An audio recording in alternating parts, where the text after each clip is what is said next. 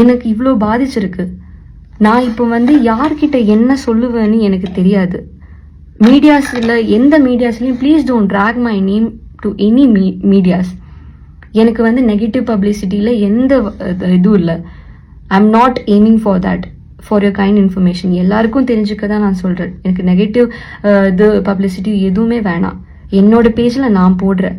இதுவும் வீடியோ நான் என்னோட பேஜில் தான் போடுறேன். நான் எந்த இன்டர்வியூ சேனல்ஸ்லேயும் வந்து நான் சொல்லலை இது அவங்க பண்ணியிருக்காங்க இது. No, I'm not someone who say that. இவர் வந்து ஆடிஷனை பற்றி இவர் பேசியிருக்காரு.